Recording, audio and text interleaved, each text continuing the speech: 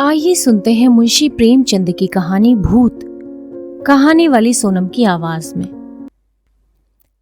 मुरादाबाद के पंडित सीतानाथ चौबे गत 30 वर्षों से वहां के वकीलों के नेता थे।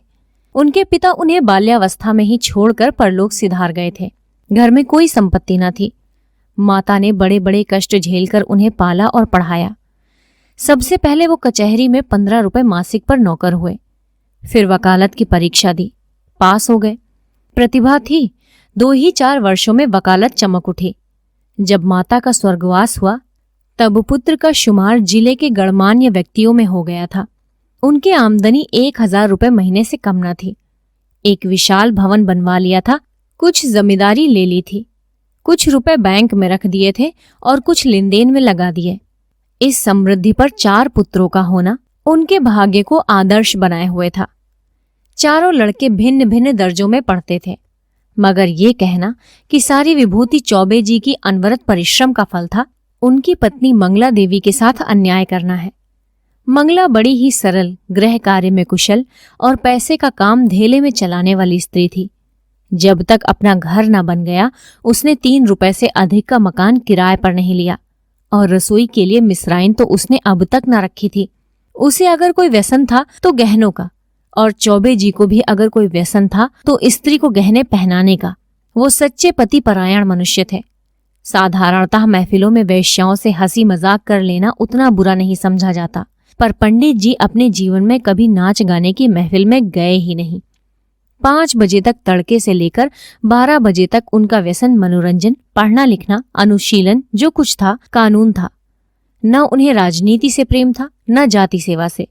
ये सभी काम उन्हें व्यर्थ से जान पड़ते थे। उनके विचार से अगर कोई काम करने लायक था तो बस कचहरी जाना, बहस करना, रुपए जमा करना और भोजन करके सो रहना। जैसी वेदांती को ब्रह्म के अतिरिक्त जगत मिथ्या जान पड़ता है, वैसे ही चौबे जी को कानून के सिवा सारा संसार मिथ्या प्रतीत होता था। सब माया था, एक कानून ही सत्य था। चौबे जी के मुखचंद्र में केवल एक कला की कमी थी, उनके कोई कन्या न थी। पहलौठी कन्या के बाद फिर कन्या हुई ही नहीं, और ना ही अब होने की आशा ही थी। स्त्री और पुरुष दोनों उस कन्या को याद करके रोया करते थे। लड़कियां बचपन में लड़कों से ज्यादा चोंचले करती हैं। उन चोंचलों के लिए दोनों प्राणी विकल रहते। माँ सोचती, लड़की होती तो उसके लिए गहने बनवाती, उसके बाल गूंथती। लड़की पैजनिया पहने ठुमक ठुमक आंगन में चलती तो कितना आनंद आता। चौबे सोचते, कन्यादान के बिना मोक्ष कैसे होगा? कन्यादान महादान है, जिसने ये दान न किया उसका जन्म ही व्यर्थ है। आखिर ये लालसा इतनी प्रबल हो गई कि मंगला ने अपनी छोटी बहन को बुलाकर कन्या की भांति पालने का निश्चय किया। उसके माँ बाप निर्धन थे, राजा हो गए। ये बालिका मंगला की सौतेली माँ की कन्या थी। बड़ी सुंदर और बड़ी चंचल थी। नाम था बिन्नी। चौबे जी का घर उसके आने से खिल उठा। 2-4 ही दिनों में लड़की अपने माँ बाप को भूल गई। उसकी उम्र तो केवल 4 वर्ष की थी, पर उसे खेलने की अपेक्षा कुछ काम करना अच्छा लगता था। मंगला रसोई बनाने जाती तो बिन्नी भी पीछे पीछे जाती। उससे आटा गूंथने के लिए झगड़ा करती। तरकारी काटने में उसे बड़ा मजा आता था। जब तक वकील घर पर रहते तब तक वो उनके साथ दीवान खाने में बैठी रहती। कभी किताब उलटती, कहीं दवात कलम से खेलती। चौबे जी मुस्कुराकर कहते, बेटी मार खाओगी। बिन्नी कहती, तुम मार खाओगे, मैं तुम्हारे कान काट लूंगी, जूजू को बुलाकर पकड़ा दूंगी। इस पर दीवान खाने में खूब कह कहे उड़ते। वकील साहब कभी इतने बाल्यवत्सल ना थे। जब बाहर से आते तो कुछ न कुछ सौगात बिन्नी के वास्ते जरूर लाते, और घर में कदम रखते ही पुकारते, बिन्नी बेटी। दौड़ती हुई आकर उनके गोद में बैठ जाती। मंगला एक दिन बिन्नी को लिए बैठी थी। इतने में पंडित जी आ गए। बिन्नी दौड़कर उनकी गोद में जा बैठी। पंडित जी ने पूछा, तू किसकी बेटी है? बिन्नी, ना बताऊंगी। मंगला, कह दे बेटा, जीजी की बेटी हूं। पंडित, तू मेरी बेटी है बिन्नी कि इनकी? बिन्नी, ना बताऊंगी।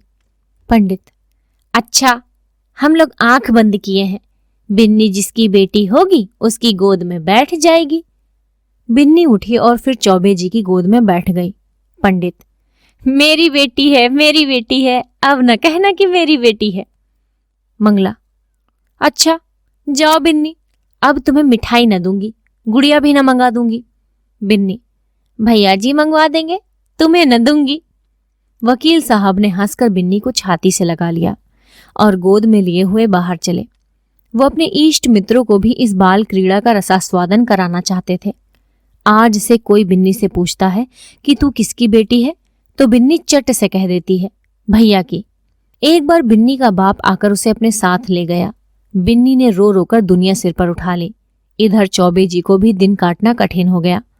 1 महीना भी न गुजरने पाया था कि फिर ससुराल गए और बिन्नी को ले आए। बिन्नी अपनी माता और पिता को भूल गई। वो चौबे जी को अपना बाप और मंगला को अपनी मां समझने लगी।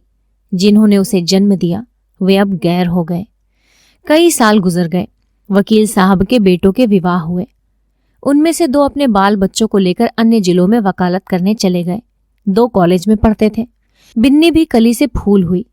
ऐसी रूप गुणशील वाली बालिका बिरादरी में और न थी। पढ़ने लिखने में चतुर, घर के काम धंधों में कुशल, बूटे कसीदे और सीने पिरोने में दक्ष, पाक कला में निपुण, मधुर भाषणी, लज्जाशील और अनुपम रूप की राशि। अंधेरे घर में उसके सौंदर्य की दिव्य ज्योति से उजाला होता था। उषा की लालिमा में, ज्योत्सना की मनोहर छटा में, खिले हुए गुलाब के ऊपर सूर्य की किरणों से चमकते हुए तुषार बिंदु में भी वो प्राणप्रद सुषमा और वो शोभा न थी।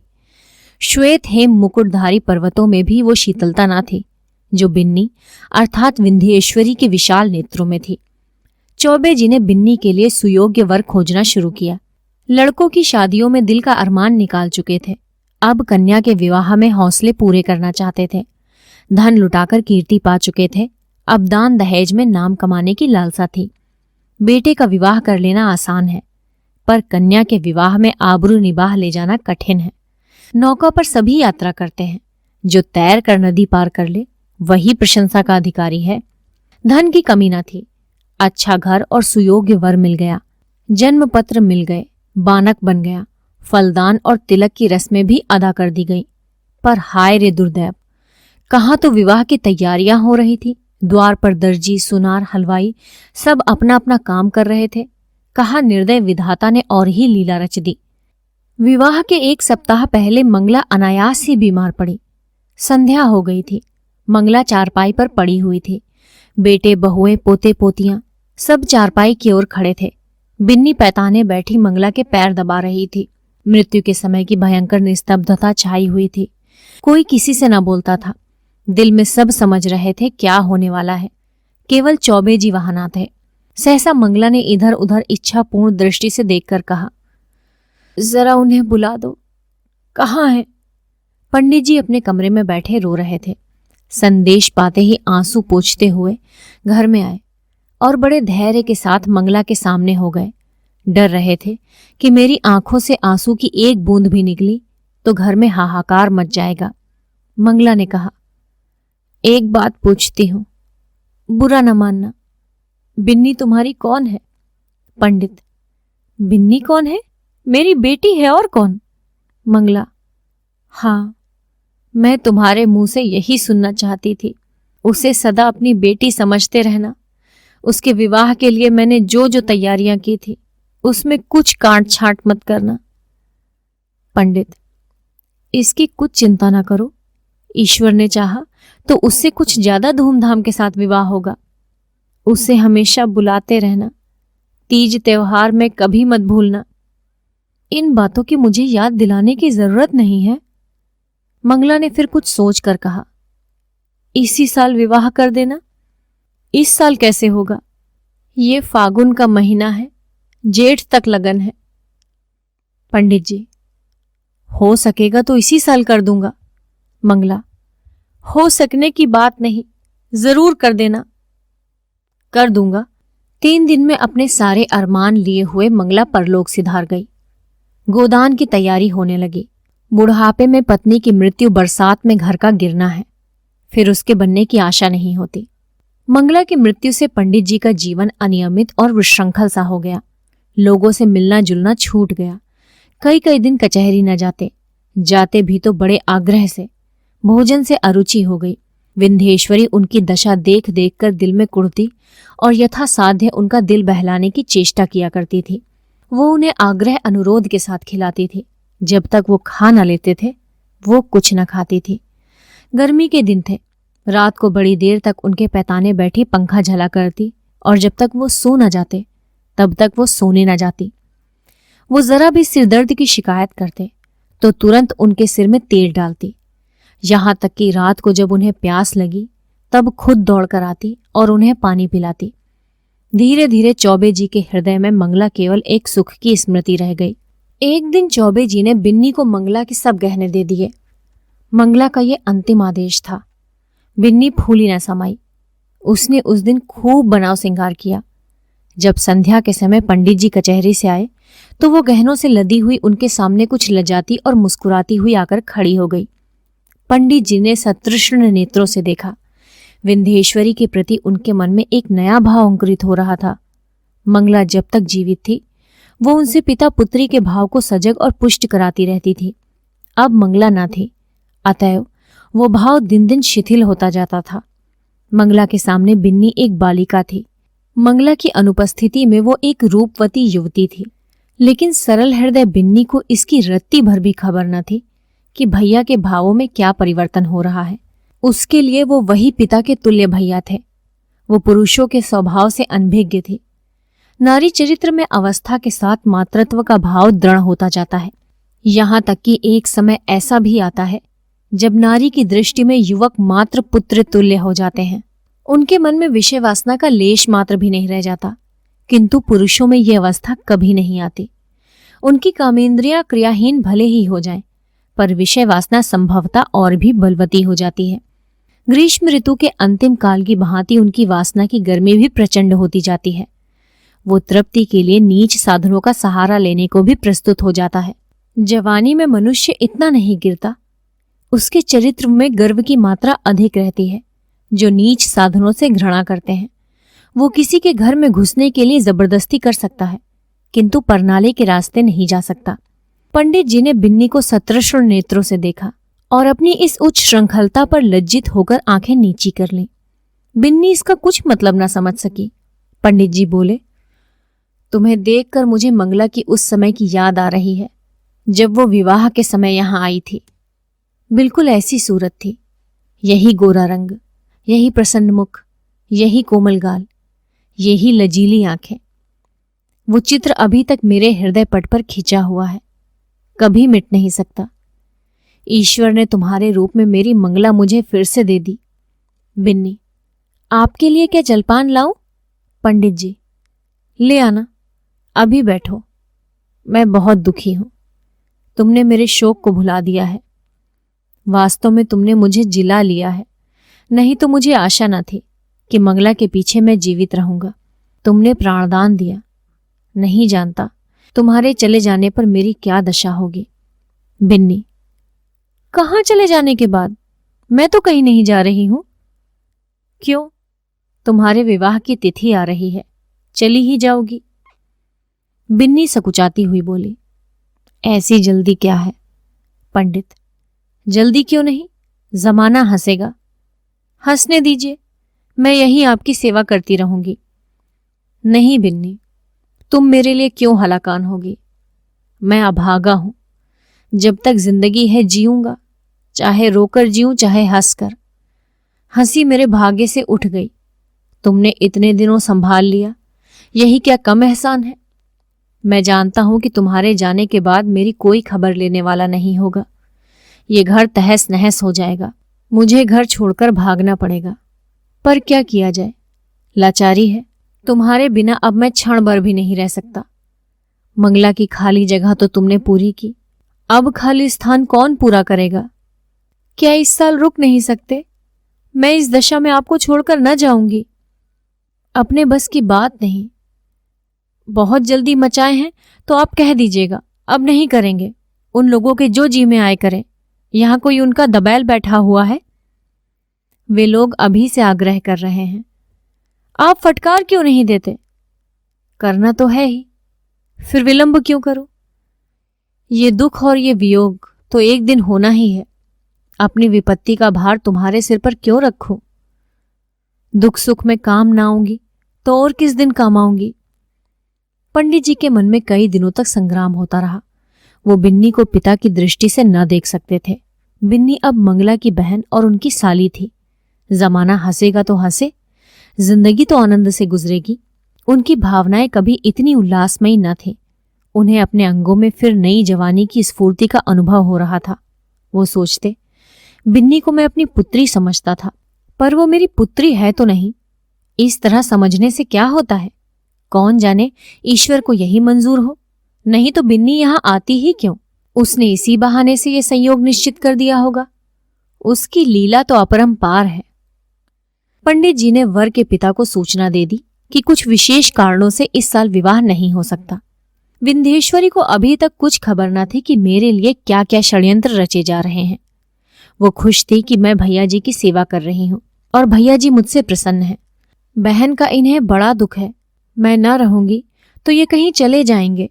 कौन जाने साधु सन्यासी न हो जाए, घर में कैसे मन लगेगा?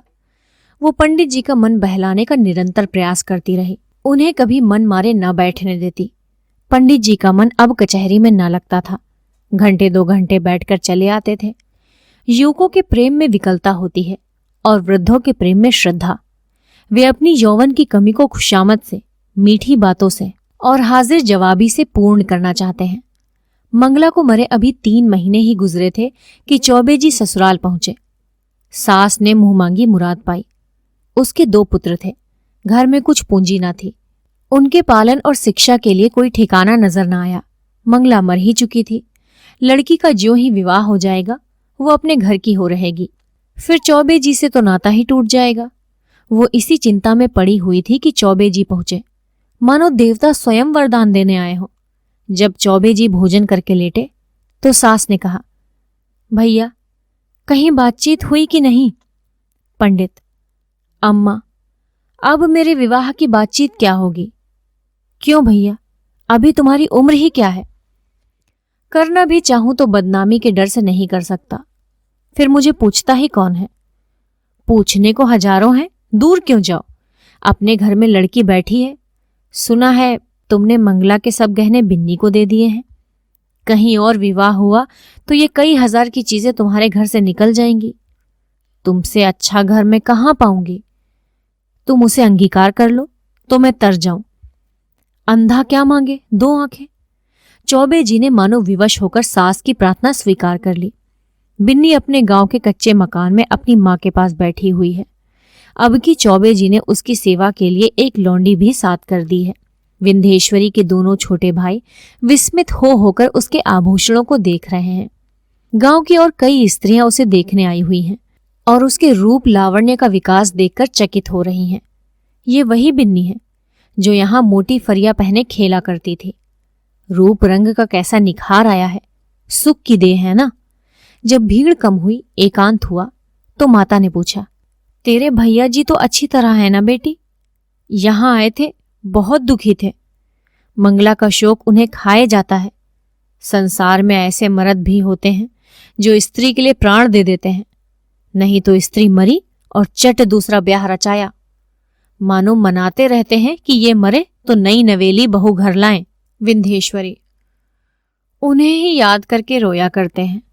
चली आई हूं ना जाने कैसे होंगे। माता, मुझे भी तो यही डर लगता है कि तेरा ब्याह हो जाने पर कहीं घबरा कर साधु फकीर ना हो जाएं। मुझे भी यही डर लगता है अम्मा, इसी से मैंने कह दिया है। अभी जल्दी क्या है? जितने ही दिन उनकी सेवा करोगी उतना ही स्नेह बढ़ेगा और तुम्हारे जाने से उन्हें उतना ही दुख भी अधिक होगा। बेटी, सच तो यह है कि वो तुम ही को देखकर जीते हैं। इधर तुम्हारी डोली उठी और उधर उनका घर सत्यानाश हुआ। मैं तुम्हारी जगह होती तो उन्हीं से ब्याह कर लेती। ए हटो अम्मा, गाली देती हो। उन्होंने मुझे बेटी करके पाला है, मैं भी उन्हें अपना पिता। चुप रह पगली, कहने से क्या होता है? अरे सोच तो अम्मा, कितनी बेढंगी बात है। मुझे तो इसमें कोई बेढंगापन नहीं दिखाई पड़ता। क्या कहती हो अम्मा? उनसे मेरा, मैं तो लाज के मारे मर जाऊं, उनके सामने ताक ना सकूं। वो भी कभी ना मानेंगे। मानने की बात भी तो कोई हो। उनका जिम्मा मैं लेती हूं, मैं उन्हें राजी कर लूंगी। तू राजी हो जा। याद रख, ये कोई हंसी खुशी का ब्याह नहीं है, उनकी प्राण रक्षा की बात है, जिसके सिवा संसार में हमारा और कोई नहीं। फिर अभी उनकी ऐसी उम्र भी तो नहीं है, 50 से 2-4 साल ही ऊपर होंगे। उन्होंने एक ज्योतिषी से भी पूछा था, उसने उनकी कुंडली देखकर बताया कि आपकी जिंदगी कम से कम 70 वर्ष की है। देखने सुनने में भी वो 100-200 में एक आदमी है। बातचीत में चतुर माता ने कुछ ऐसा शब्द व्यूह रचा कि सरल बालिका उसमें से निकल न सकी। माता जानती थी कि प्रलोभन का जादू इस पर न चलेगा। धन का, आभूषणों का, कुल सम्मान का, सुखमय जीवन का उसने जिक्र तक न किया। उसने केवल चौबे जी की दयनीय दशा पर जोर दिया। अंत को विंध्येश्वरी ने कहा, अम्मा, मैं जानती हूं कि मेरे न रहने से उनको बड़ा दुख होगा। ये भी जानती हूं कि मेरे जीवन में सुख नहीं लिखा है। अच्छा है, उनके हित के लिए मैं अपना जीवन बलिदान कर दूंगी। ईश्वर की यही इच्छा है तो यही सही। चौबे जी के घर में मंगल गान हो रहा था। विंध्येश्वरी आज वधू बनकर इस घर में आई है। कई वर्ष पहले वो चौबे जी की पुत्री बनकर आई थी। उसने स्वप्न में भी न सोचा था कि मैं एक दिन इस घर की स्वामिनी बनूंगी। चौबे जी की सज धज आज देखने योग्य है। तंजेब का रंगीन कुर्ता, कतरी हुई सवारी हुई मूछें, खिजाब से चमकते हुए बाल, हंसता हुआ चेहरा, चढ़ी आंखें, यौवन का पूरा स्वांग था। रात बीत चुकी थी। विंध्येश्वरी आभूषणों से लदी हुई भारी जोड़ी पहने फर्श पर सिर झुकाए बैठी है। उसे कोई उत्कंठा न थी, भय न था, केवल संकोच था कि मैं उनके सामने मुंह कैसे खोलूंगी। उनकी गोद में खेली हुई, उनके कंधों पर बैठी हूं, उनकी पीठ पर सवार हुई हूं, उन्हें कैसे मुंह दिखाऊंगी। अगर वे पिछली बात सोचूं, ईश्वर उन्हें प्रसन्न रखे। जिसके लिए मैंने पुत्री बनना स्वीकार किया वो पूर्ण हो, उनका जीवन आनंद से व्यतीत हो। इतने में चौबे जी आए। विंध्येश्वरी उठ खड़ी हुई। उसे इतनी लज्जा आई कि जी चाहा कहीं भाग जाए, खिड़की से नीचे कूद पड़े। चौबे जी ने उसका हाथ पकड़ लिया और बोले, बिन्नी, मुझसे डरती हो? बिन्नी कुछ न बोली, मूर्ति की तरह खड़ी रही। एक क्षण में चौबे जी ने उसे बिठा लिया। वो बैठ गई। उसका गला भर भर आता था। भाग्य की निर्दय लीला, ये क्रूर क्रीड़ा उसके लिए असह्य हो रही थी। पंडित जी ने बिन्नी से पूछा, बिन्नी, बोलती क्यों नहीं? क्या मुझसे नाराज हो? विंध्येश्वरी ने अपने कान बंद कर लिए। यही परिचित आवाज वो कितने दिनों से सुनती चली आ रही थी। आज वो व्यंग्य से भी तीव्र और उपहास से भी कटु प्रतीत होती थी। सहसा पंडित जी चौंक पड़े। आंखें फैल गईं और दोनों हाथ मेढक के पैरों की भांति सिकुड़ गए। वो 2 कदम पीछे हट गए। खिड़की से मंगला झांक रही थी। छाया नहीं, मंगला थी, सदेह, साकार, सजीव। चौबे जी कांपते हुए टूटी टूटी आवाज से बोले, बिन्नी, बिन्नी देखो वो क्या है। बिन्नी ने घबराकर खिड़की की तरफ देखा। कुछ न था। फिर कहा, क्या है? मुझे तो कुछ दिखाई नहीं देता। चौबे जी, अब गायब हो गई, लेकिन ईश्वर जानता है मंगला थी। बहन? हाँ, वही खिड़की से झांक रही थी। मेरे तो रोए खड़े हो गए। विंध्येश्वरी कांपते हुए बोली, मैं यहां नहीं रहूंगी। चौबे, नहीं बिन्नी, कोई डर नहीं है। मुझे धोखा हुआ होगा। वो बात यह है कि वो घर में रहती थी, यहीं सोती थी। इसी से कदाचित मेरी भावना ने उसकी मूर्ति लाकर खड़ी कर दी। कोई बात नहीं है। आज का दिन कितना मंगलमय है कि मेरी बिन्नी यथार्थ में मेरी हो गई है। ये कहते कहते चौबे जी फिर चौंके। फिर वही मूर्ति खिड़की से झांक रही थी। मूर्ति नहीं, सदेह सजीव साकार मंगला। अब की उसकी आंखों में क्रोध न था, तिरस्कार न था, उसमें हास्य भरा हुआ था। मानो इस दृश्य पर हंस रही हो, मानो उसके सामने कोई अभिनय हो रहा हो। चौबे जी ने कांपते हुए कहा, बिन्नी, फिर वही बात हुई। वो देखो मंगला खड़ी है। विंध्येश्वरी चीख कर उनके गले से चिमट गई। चौबे जी ने महावीर का नाम जपना शुरू किया। मैं किवाड़ बंद किए देता हूं। बिन्नी, अब मैं इस घर में नहीं रहूंगी भैया जी। तुमने बहन के अंतिम संदेश को नहीं माना, इसी से उनकी आत्मा दुखी हो रही है। मुझे तो किसी अमंगल की आशा हो रही है। चौबे जी ने उठकर खिड़की के द्वार बंद कर दिए और कहा, कल से मैं दुर्गा पाठ कराऊंगा। आज तक कभी ऐसी शंका ना हुई थी। तुमसे क्या कहूं, मालूम होता है। होगा, उस बात को जाने दो। यहां बड़ी गर्मी पड़ रही है। अभी पानी गिरने को 2 महीने से कम नहीं है। हम लोग मसूरी क्यों ना चलें? विंध्येश्वरी, मेरा तो कहीं जाने का जी नहीं चाहता। कल से दुर्गा पाठ जरूर कराना। अब मुझे इस कमरे में नींद ना आएगी। पंडित, ग्रंथों में तो यही देखा है कि मरने के बाद केवल सूक्ष्म शरीर रह जाता है। फिर समझ में नहीं आता ये स्वरूप क्यों कर दिखाई दे रहा है। मैं सच कहता हूं बिन्नी, अगर तुमने मुझ पर यह दया न की होती तो मैं कहीं का न रहता। शायद इस वक्त मैं बद्रीनाथ के पहाड़ों पर सिर टकराता होता, या कौन जाने विष खाकर प्राणांत कर चुका होता। विंध्येश्वरी, मसूरी में किसी होटल में ठहरना पड़ेगा। पंडित, नहीं, मकान भी मिलते हैं। मैं अपने मित्र को लिखे देता हूं, वो कोई मकान ठीक कर रखेंगे वहां पर। बात पूरी न होने पाई थी कि न जाने कहां से आकाशवाणी हो गई। आवाज आई, बिन्नी तुम्हारी पुत्री है, पुत्री है, पुत्री है, पुत्री है, पुत्री है। चौबे जी ने दोनों कान बंद कर लिए। भय से थर-थर कांपते हुए बोले, बिन्नी, यहां से चलो, ना जाने कहां से आवाजें आ रही हैं। बिन्नी तुम्हारी पुत्री है, पुत्री है, पुत्री है, पुत्री है, पुत्री है। ये ध्वनि सहस्त्रों कानों से पंडित जी को सुनाई पड़ने लगी, मानो इस कमरे की एक एक वस्तु से यही आवाज आ रही है। बिन्नी ने रोकर पूछा, कैसी आवाज थी? क्या बताऊं, कहते लज्जा आती है। जरूर बहन जी की आत्मा है। बहन, मुझ पर दया करो, मैं सर्वथा निर्दोष हूं। पंडित जी, फिर वही आवाज आ रही है, बिन्नी तुम्हारी पुत्री है, पुत्री है, पुत्री है, पुत्री है, पुत्री है। हाय ईश्वर, कहां जाऊं? मेरे तो रोम रोम में वे ही शब्द गूंज रहे हैं। बिन्नी, बुरा किया। मंगला सती थी, उसके आदेश की उपेक्षा करके मैंने अपने हक में जहर बोया है। कहां जाऊं, क्या करूं? ये कहकर पंडित जी ने कमरे के किवाड़ खोल दिए और बेतहाशा भागे। अपने मर्दाने कमरे में पहुंचकर वो गिर पड़े, मूर्छा आ गई। विंध्येश्वरी भी दौड़ी, पर चौखट से बाहर निकलते ही गिर पड़ी। बिन्नी तुम्हारी पुत्री है, पुत्री है, पुत्री है, पुत्री है, पुत्री है। आप सुन रहे थे मुंशी प्रेमचंद की कहानी भूत, कहानी वाली सोनम की आवाज में। जल्द ही एक नई कहानी लेकर आपके सामने वापस उपस्थित होंगे। अगर आपको ये कहानी पसंद आई हो तो इसे लाइक कीजिए, अपने मित्रों के साथ शेयर कीजिए और इस चैनल को जरूर सब्सक्राइब कीजिए। धन्यवाद। ये कहानी आपको कैसी लगी मुझे कमेंट बॉक्स में जरूर बताइए। अनएक्सपेक्टेड थी ना? जरूर बताइए।